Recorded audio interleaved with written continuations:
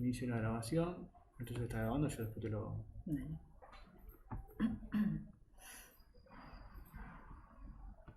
Dame un ratito que me vaya, así no salgo yo de atrás. Cuando vos quieras. Bueno, buenos días. Vamos a iniciar la clase de diarrea aguda para el posgrado de clínica médica. Mi nombre es Natalia Blasevich, yo soy médica clínica del Hospital Provincial y actualmente me desempeño como instructora de residentes de dicho hospital. Bueno, vamos a comenzar la clase de diarrea aguda. Para comenzar un poco con la definición, sabemos que la diarrea constituye un síntoma y no una enfermedad. Se define por un peso en la deposición no formada mayor de 250 gramos en 24 horas, que esto se puede ver tanto a un aumento del contenido líquido de la deposición o a un aumento de la frecuencia, generalmente más de 3 veces al día. Se clasifica como aguda cuando se extiende hasta 2 semanas. Y sabemos que si se extiende de 2 a 4 semanas se clasifica como persistente y más allá de las 4 semanas como crónica. Con respecto a la fisiopatología de la diarrea aguda, sabemos que tanto en el intestino delgado como en el colon se absorben hasta el 99% del aporte líquido diario, que es aproximadamente 10 litros entre la ingesta y las secreciones a nivel intestinal, y una reducción solamente del 1% en la absorción de agua es suficiente para causar diarrea, como también un aumento en la secreción. Por lo tanto, podemos decir que en la fisiopatología de la diarrea se debe generalmente a un trastorno en el transporte de agua a nivel del intestino delgado.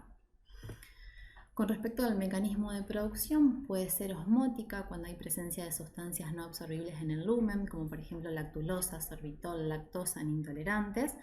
Puede ser secretora cuando es secundaria a toxinas bacterianas que disminuyen la absorción o aumentan la secreción, como por ejemplo es el caso del Vibrio cholerae o de Escherichia coli enterotoxigénicas.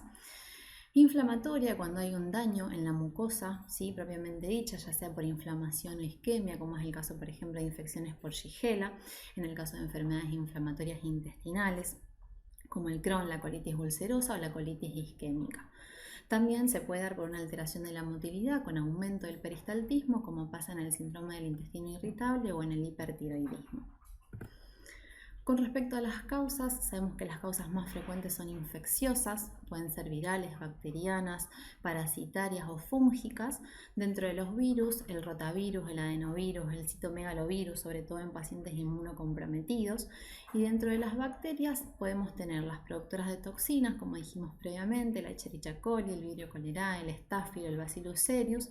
Y dentro de las invasoras, la Escherichia coli enterohemorrágica, la Shigella, Salmonella, Yersinia, Campylobacter y Clostridium difficile también. Dentro de los parásitos, Giardia lambda, Cryptosporidium, Entamoeba histolítica y muy frecuentemente en nuestro medio también el Strongyloides stercoralis. Dentro de los hongos, la cándida, el histoplasma, y en pacientes inmunocomprometidos vamos a ver que están incluidos otros gérmenes oportunistas que pueden también causar diarrea aguda, como por ejemplo, el citomegalovirus, como dijimos previamente, criptococo, el complejo MAI, la isospora belli por virus herpes también, clamidia trachomatis, gonococo y sífilis, que son enfermedades también de transmisión sexual que pueden cursar con diarrea aguda en pacientes inmunocomprometidos. Dentro de los fármacos, los antibióticos, que como ya sabemos pueden generar diarreas por Clostridium difficile, laxantes, prokinéticos, antiácidos, como los inhibidores de la bomba de protones, la metformina, es muy frecuentemente productora de diarrea como efecto adverso, los diuréticos, la colchicina, la tiroxina, el propanolol también, etcétera, varios fármacos que pueden producir cuadros de diarrea como efecto adverso. Como otras causas, como ya también mencionamos previamente, la colitis isquémica, un primer brote de enfermedad de Crohn o colitis ulcerosa, el impacto fecal, un bolo fecal que puede tener diarrea por rebosamiento y las enteritis actínicas secundarias a radioterapia.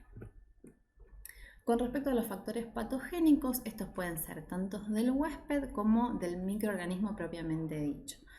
Dentro de los factores patogénicos del huésped tenemos la hipobacloridia, que se puede presentar en pacientes que consumen IBP, como vimos anteriormente, que es un productor también de diarrea por justamente este mecanismo de hipocloridria. También en pacientes que tienen gastrectomías, ya sea parcial o completa. Puede ser también por alteración del tránsito intestinal, ya sea de manera anatómica, como por ejemplo en estenosis, asa ciega, o por hipomotilidad en condiciones asociadas como diabetes, esclerodermia, el consumo de opiáceos como morfina, tramadol y el consumo también de loperamida. Puede ser también por alteración de la flora intestinal, por consumo de antibióticos, ¿sí? Como vimos previamente, que también predispone a la infección por Clostridium difficile. Y en inmunocomprometidos también, que están, como vimos también anteriormente, más predispuestos a infecciones por gérmenes también oportunistas y por los gérmenes habituales productores de diarrea. Y los factores patogénicos del microorganismo pueden ser por adherencia directamente a la mucosa, como la Escherichia coli enteropatógena, por producción de enterotoxinas que alteran el transporte de agua y electrolitos, que como vimos es la base de la fisiopatología de la diarrea, como en el caso del Clostridium perfringens, el Staphylo aureus, el Vibrio cholerae, la Escherichia coli enterotoxigénica y la Shigella. Y también por producción de citotoxinas que producen directamente inflamación, muerte celular y secreción, que por ejemplo en estos casos tenemos el Clostridium difficile, en este caso la Escherichia coli enterohemorrágica y la Shigella, o por invasión de la mucosa directamente, como es el caso de la Shigella, la Salmonella, el Campylobacter jejuni y la Yersinia. Estas dos últimas, ya sea por producción de citotoxinas que generan inflamación, muerte celular a nivel intestinal y por invasión de la mucosa, como la Shigella, la Salmonella, dan los cuadros que se conocen como disentería, que es cuando hay presencia de moco, sangre o pus en la materia fecal. Con respecto a las categorías, ¿sí?, de las gastroenteritis infecciosas, pueden ser no inflamatorias o inflamatorias. Dentro de las no inflamatorias, estas se caracterizan por ser una diarrea acuosa de gran volumen que no presenta ni sangre ni pus, a diferencia de las inflamatorias que sí cursan con diarrea de escaso volumen generalmente y con presencia de moco, pus o sangre, que es lo que se conoce como disentería. Las no inflamatorias pueden cursar con dolor abdominal, náuseas y vómitos, y en las inflamatorias este dolor abdominal generalmente es mucho más intenso y cursan con fiebre generalmente. En el estudio de la materia fecal, generalmente en las no inflamatorias los leucocitos en materia fecal son negativos y sí van a estar presentes en las diarreas de tipo inflamatorio. De las no inflamatorias, las características son las enterotoxinas, ¿sí?, como vimos anteriormente, producidas por virus, por la Escherichia coli enterotoxigénica, diarrea del viajero, por Staphylo, por Clostridium perfringens. Y en el caso de las inflamatorias, que también lo vimos anteriormente, puede estar producidas por citotoxinas o invasión directa de la mucosa, que se produce por Shigella, Salmonella, Escherichia coli enterohemorrágica y Clostridium difficile. Generalmente las no inflamatorias son leves y resuelven en 7 días, ¿sí?, de manera autolimitada, y las inflamatorias generalmente tienen un peor pronóstico y generalmente cursan, estos pacientes requieren internación, hidratación y tratamiento específico de acuerdo a lo obtenido en los resultados. Con respecto a la clínica, es fundamental un buen interrogatorio, ¿sí?, para evaluar los contactos epidemiológicos, la actividad laboral, los viajes, las hospitalizaciones, ingesta de fármacos, la forma de comienzo, la latencia, ¿sí?, entre la ingesta sospechosa y el comienzo del cuadro, los tipos de alimentos consumidos, si tiene fiebre, dolor abdominal, que eso nos va a orientar para el tipo de diarrea, y las características de las deposiciones, como vimos previamente, la frecuencia, el horario, compromiso del estado general y si tienen comorbilidades asociadas o no, que eso nos va a definir también si el paciente va a requerir también criterio de internación o no. Con respecto al examen físico, fundamentalmente hablar la presencia de fiebre, compromiso del sensorio, signos de deshidratación, ortostatismo, relleno capilar u otros que nos lleven a decidir si el paciente requiere hidratación parenteral y hospitalización. Especial detalle también en la exploración abdominal, si presenta ruidos hidroaéreos o no, los puntos sensibles, si hay defensa, descompresión, masas palpables, etc. Con respecto al laboratorio, es fundamental pedir un hemograma completo, en busca de también leucocitosis con desviación a la izquierda, a ver si tiene neutrofilia. También podemos ver en el hemograma la presencia de eosinofilia, que también esto se puede ver en infecciones parasitarias con migración extraintestinal, como en el caso de la extrangiloidiasis. Y también vamos a pedir un panel general, obviamente, de electrolitos plasmáticos, función renal, para evaluar el estado de hidratación del paciente. Con respecto al examen fecal, como vimos previamente, vamos a ver la presencia o no de leucocitos en materia fecal, que nos va a identificar si se trata de una diarrea inflamatoria o no inflamatoria. La calprotectina es una proteína del citoplasma de los leucocitos que también se encuentra elevada en las deposiciones cuando hay inflamación de la mucosa intestinal y es muy sensible. Los estudios bacteriológicos tradicionales como el coprocultivo, los parasitológicos, ya sea en fresco o en seriado, o más recientemente también los basados en biología molecular, se deben reservar para los pacientes de alto riesgo o en los casos en los que la identificación del agente sea muy importante. Estos casos son diarrea aguda, severa, asociada a fiebre, coexistencia de alguna comorbilidad, pacientes hospitalizados que recibieron antibióticos, en este caso sospechando una infección por Clostridium difficile, una diarrea que persiste más allá de los 14 días o una diarrea aguda profusa que requiere hidratación o que se presenta también con disentería que vimos previamente. En el caso de sospechar parasitosis, 3 muestras seriadas, que es el conocido como parasitológico seriado en materia fecal, mejoran la sensibilidad del estudio. Con respecto a la biología molecular, son pruebas combinadas en una sola muestra que detectan múltiples enteropatógenos. Mejora la sensibilidad porque pone el foco en los genes más allá que en los factores de virulencia y el resultado se obtiene en muy pocas horas.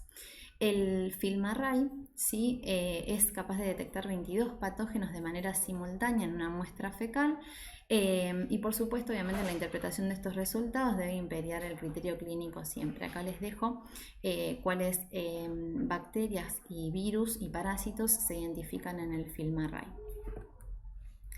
Con respecto a la endoscopía y las imágenes, la sigmoidoscopía flexible y la colonoscopía total tienen un valor limitado en el estudio de la diarrea aguda, no están indicados de rutina. Podría ser de valor en el estudio de una diarrea que se sospecha asociada a Clostridium difficile, que tiene estudio fecal negativo para toxina. O otra indicación también podría ser el síndrome disentérico, que también tiene estudio fecal negativo para el agente etiológico. La endoscopía digestiva alta tiene una indicación en contados casos en los que se sospecha alguna infección, por ejemplo, por Giardia lamblia o en etapas iniciales de una enfermedad celíaca. Y la TAC, si bien puede mostrar engrosamientos parietales u otros cambios, en el caso, por ejemplo, de colitis isquémica, hemorrágica o inflamatoria, tampoco está indicada de rutina en el estudio de la diarrea aguda. Con respecto al tratamiento, la diarrea moderada a severa, el primer objetivo es mantener la hidratación, el equilibrio hidroelectrolítico y ácido-base y el tratamiento de los síntomas, dolor abdominal, vómitos y fiebre. Se van a hospitalizar a aquellos pacientes que tienen criterios de gravedad que ya estuvimos viendo anteriormente, con deshidratación severa, fiebre, compromiso del sensorio, disentería, pacientes adultos mayores, embarazadas con una comorbilidad asociada importante, diabetes, inmunosupresión. Y no hay muchos tampoco estudios que objetivamente demuestren que restricciones particulares de la dieta mejoren la evolución de los síntomas, pero siempre una dieta constipante está indicada en estos casos. Los antiespasmódicos se deben usar prudentemente porque sabemos que pueden tapar cuadros más graves, así que tampoco los indicamos de rutina en el tratamiento. Con respecto a los agentes antidiarreicos, la loperamida lo que produce es un aumento de la absorción de agua y electrolitos, disminuyendo así la motilidad y la secreción intestinal, que como vimos previamente va a ser la fisiopatología de la diarrea. Y si bien no corta la evolución de la enfermedad, no debe ser usada en cuadros de diarrea febril o disentérica. Va a ser útil frente a situaciones particulares, que es la única indicación que tiene la loperamida, como alguna inminencia de viaje o alguna asistencia obligada a compromisos ineludibles. Si no tiene indicación de rutina tampoco en los casos de diarrea aguda, se debe evitar el uso de loperamida. Con respecto a los probióticos, se demostró que utilizándolos junto a rehidratación parecen ser seguros y tienen claros efectos beneficiosos en acortar la duración y reducir la frecuencia de las deposiciones.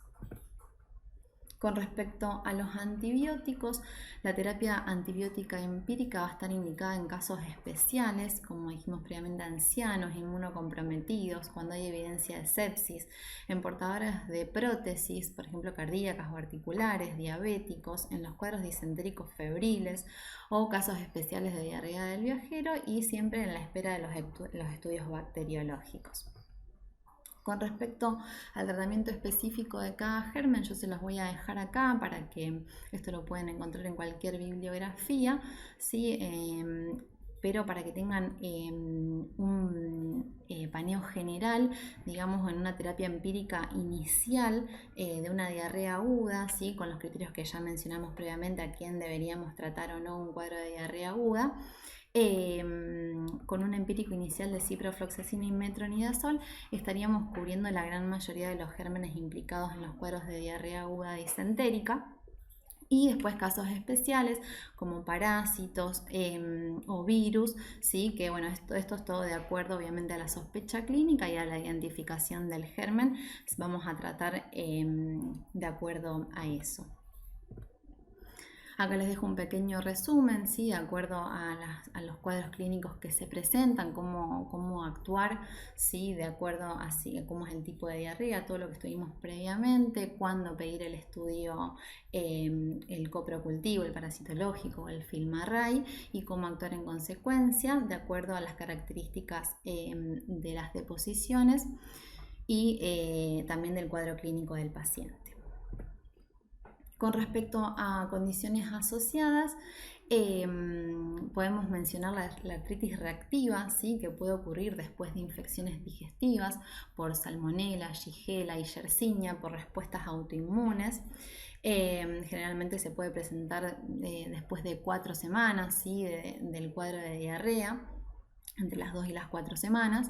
Desórdenes funcionales digestivos, como por ejemplo el síndrome de intestino irritable postinfeccioso, que puede ocurrir hasta en el 5 al 10% después de una infección entérica por bacterias y tiene mejor pronóstico que el síndrome de intestino irritable idiopático, pero este puede prolongarse por más de 8 años. El síndrome de Guillain-Barré, que ocurre 2 meses después de un episodio de infección por Campylobacter en aproximadamente 1 o 2 casos por 10.000 pacientes, también como una reacción autoinmune cruzada entre el organismo infectante y epitopes ganglionales neuronales. El síndrome hemolítico urémico, que está causado por infecciones digestivas por la Escherichia coli enterohemorrágica, de especial importancia en la población pediátrica porque es transmitido también por carne vacuna no suficientemente cocida, o también en el caso de lácteos que han perdido la cadena de frío. Con respecto a situaciones especiales que se pueden presentar, como la diarrea del viajero, en estos pacientes, si son pacientes inmunocomprometidos y que van a hacer un viaje, se ha postulado el uso profiláctico de ciprofloxacina, que se usa en 500 miligramos al día, o rifaximina 200 miligramos 2 veces al día, hasta por 2 a 3 semanas. En el caso de la diarrea en pacientes con HIV-Sida, hay que investigar Cryptosporidium y Microsporidium, además de los gérmenes habituales. Con respecto a la diarrea en la embarazada, ¿sí? Estas son más susceptibles a complicaciones, por lo que se aconseja el estudio etiológico, y la enfermedad febril también puede provocar aborto o parto prematuro, y algunos agentes etiológicos directamente pueden dañar al feto, como en el caso de la salmonella o la listeria. Bueno, y como conclusión, podemos decir que la diarrea aguda del adulto es una patología de alta prevalencia que generalmente es autolimitada y que requiere solo de tratamiento sintomático en la gran mayoría de los casos. La mejoría de las condiciones sanitarias en nuestro país para disminuir las patologías infecciosas que se transmiten por vía fecal-oral, asimismo como la mejor manipulación de los alimentos, el observar las cadenas de frío, evitar la contaminación cruzada tanto en el hogar como a nivel industrial, constituyen un aporte al bienestar sanitario. El buen juicio clínico debe identificar aquellos pacientes de riesgo que van a requerir tratamiento, internación y estudios específicos, y educar siempre a nuestra población en el autocuidado para prevenir estas patologías. También es parte de nuestra obligación como médicos clínicos. Muchas gracias.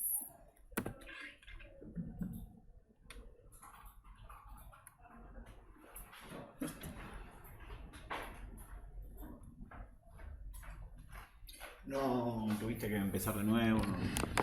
No sé si se puede editar esto. Sí. Bueno, capaz que en una... A ver...